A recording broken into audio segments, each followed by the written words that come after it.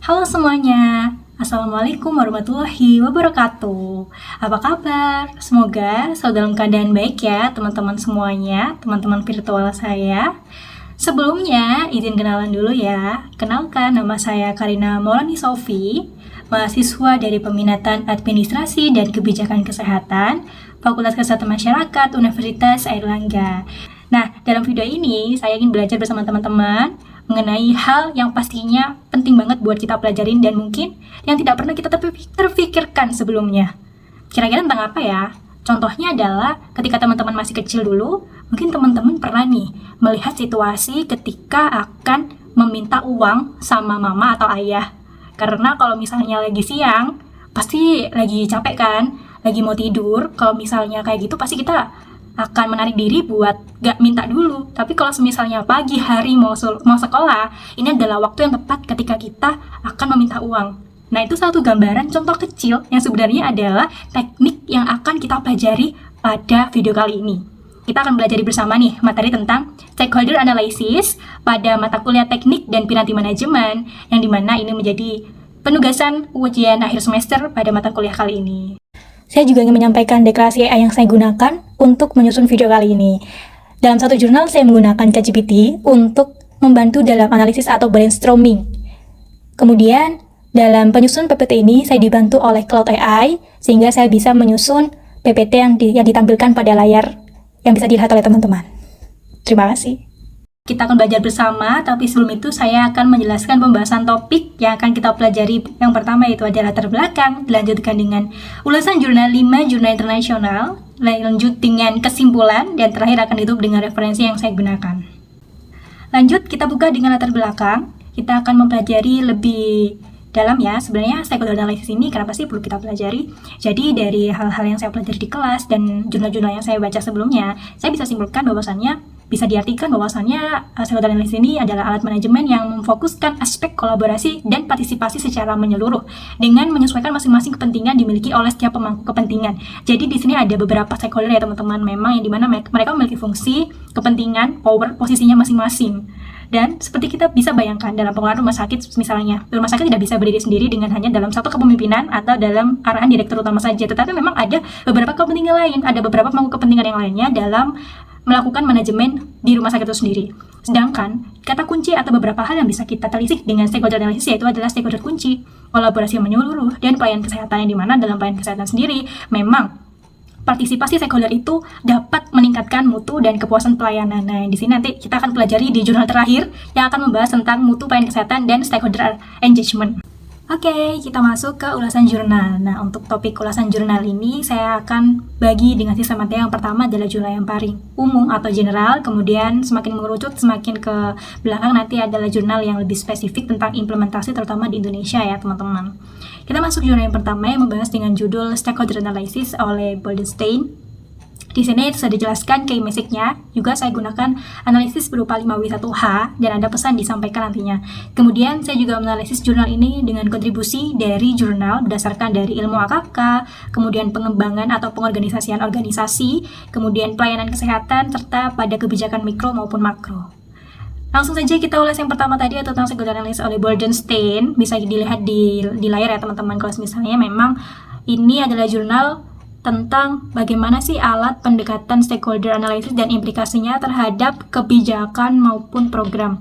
Nah, di sini ternyata memang jurnal ini mengulas bahwasanya ada identifikasi tertentu sehingga bisa disimpulkan adanya beberapa pemangku kepentingan dikategorikan dengan sebagai utama, kemudian primer, sekunder, hingga aktor veto.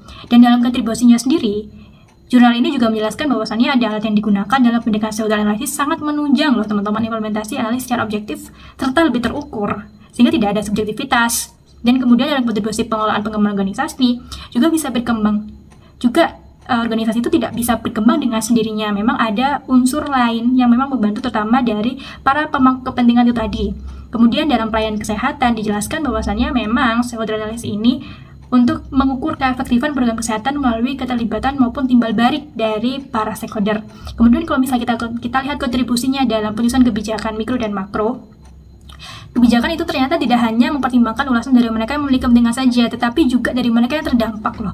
Jadi kepentingan itu juga bisa dilihat dari kepentingan dampak yang dirasakan oleh orang-orang sekitar, sehingga kebijakan ini dianalisis dengan 360 derajat. Ulasan jurnal yang kedua yaitu dengan judul Understanding Conflict of Interest in Rational Drug Prescription in a Developing Country, a Stakeholder Analysis, Healthcare Guidelines, and Ethical Public Health Issue. Nah, di sini jurnal ini juga sudah dijelaskan ya di layar bahwasanya ada beberapa keymesek ulasan dari 5W1H yang dimana memang jurnal ini melakukan beberapa metode pendekatan untuk melihat analisis atau untuk menganalisis stakeholder yang ada. Kemudian juga mereka melakukan teknik position, power, or influence untuk memetakan stakeholder. Nah, ini beberapa teman-teman pasti gak asing ya dengan power interest matrix yang pernah kita pelajari bersama. Kemudian dari jurnal ini saya mengambil key message atau message yang disampaikan, yaitu bahwasannya ada the lack of controlling mechanism creates a situation in which a part of providers and pharmacists prescribe extra drugs irrationally for the patient in order to gain more money. In the end, laws are needed to render accountability and efficiency for relevant organizations concerning their particular commitments to actualize rational drug prescribing in addition to the necessity for a solid authority to devise and enforce macro policy. Successful implementation of mandatory policy can help reduce disadvantage and improve prevailing strength. Nah, dari sini juga bisa kita lihat bahwasannya ada beberapa kontribusi ya, yang dimana bisa kita simpulkan memang dari kelima kakak, pengembangan organisasi, pelayanan kesehatan maupun penyusunan kebijakan mikro dan makro diperlukan adanya penegasan peraturan kebijakan yang mengatur untuk etikal dalam pelayanan kesehatan. Jadi tidak bisa kepentingan itu memang hanya untuk mengakomodir satu kepentingan saja, tapi harus 360 derajat seperti yang sudah dijelaskan pada jurnal yang pertama tadi. Lanjut ke India, yaitu pada pembahasan jurnal yang ketiga dengan judul Stakeholder Analysis for Hypertension Management in the Context of the Indian Public Health System. Di layar juga sudah ditampilkan key message dengan menggunakan analisis 5W1H. Kemudian dalam pendekatan atau teknik yang digunakan untuk stakeholder analysis yaitu ditinjau dengan 45 artikel dan dokumen kebijakan serta 17 pemangku kepentingan yang bersedia berpartisipasi dengan pemetaan berdasarkan power, position, and interest. Kemudian di akhir data dianalisis menggunakan Jamovi, teman-teman. Dan di sini juga ada pendekatan penguatan sistem kesehatan oleh WHO, kerangka yang sebagai analisisnya. Dan kemudian di sini saya mengambil atau mempelajari bahwasannya ada pesan yang disampaikan dari jurnal ini yang berbunyi, while policymakers and program managers emerge as the most impactful stakeholder constituency in the term of power, position, and service delivery seem to be the bottleneck for HTN or hypertension care in India public health system, possibly due to gaps in the healthcare workforce. Stakeholder constitution could coverage their efforts on ensuring effective service delivery and majorly by improving healthcare providers' capacity.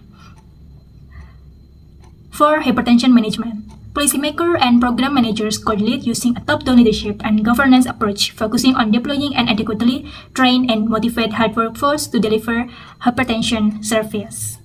Nah, memang dari yang kita pelajari di sini ada beberapa kontribusi ya, terutama dalam penyusunan kebijakan mikro dan makro ya teman-teman, karena dijelaskan bahwasanya setiap level kebijakan itu harus saling menguatkan atau berkoherensi. Jangan sampai kebijakan yang satu itu tidak mendukung kebijakan yang lainnya, terutama dalam pelayanan kesehatan. Jadi harus terintegrasi teman-teman, supaya dalam pelaksanaan kegiatan yang paling di level terkecil bisa menyesuaikan dan semakin berkomitmen tinggi untuk memahami sistem dan tidak ada gangguan bottleneck ataupun constraint dalam pelaksanaan di lapangan. Kita lanjut ke jurnal yang keempat, kita pindah negara ke Ethiopia ya sekarang teman-teman, dengan judul-jurnalnya adalah Stakeholder Analysis to Strengthen Public Health Emergency Management, a Delphi Study from Ethiopia Public Health. Oke, sangat menarik ya, di sini ada teknik Delphi yang dilakukan untuk menganalisis stakeholder analysis. The prominence of the MOH, WHO, and Regional Health Authority among top priority stakeholder, aligned with previous global evidence, with consistently identify central government bodies and multilateral organizations as anchor in health crisis governance.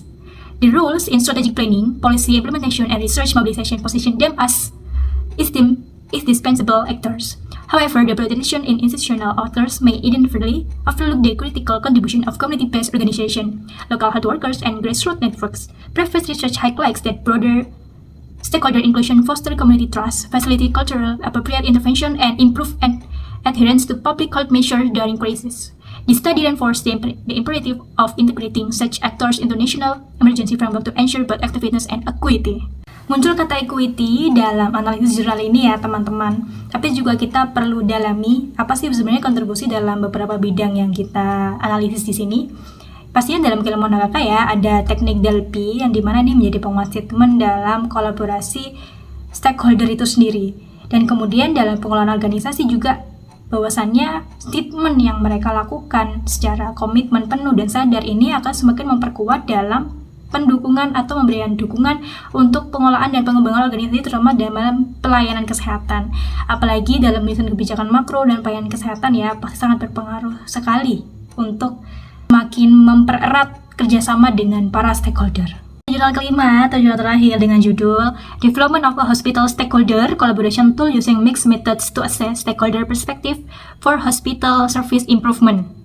Di sini kita akan membahas di Indonesia ya terutama karena tempatnya ada di Rumah Sakit Universitas Muhammadiyah Malang dan dalam petinya adalah juga dosen dari FKM UNER. Sangat menarik sekali. Jadi gimana sih sebenarnya hubungannya antara SWOT analisis dengan pengembangan terutama kualitas pelayanan kesehatan di rumah sakit? The model has been tested valid and reliable for 5 different stakeholders such as patient family, internal doctor, external doctor, and the insurance company. A similar tool to assess sufficient for hospital care according to staff and patient of hospital wards has been developed and tested, and it has been shown to be very reliable.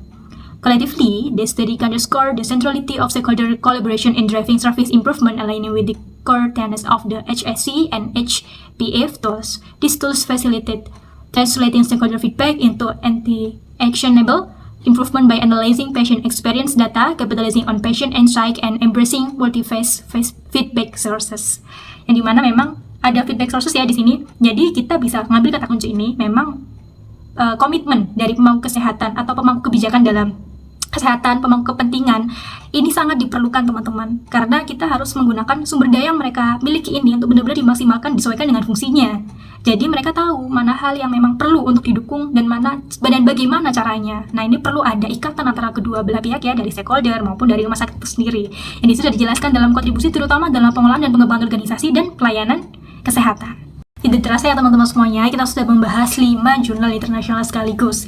Jangan lupa untuk pelajari dulu key message-nya melalui 5W1H, kemudian pahami kunci inti message yang disampaikan dan kontribusi dari jurnal itu.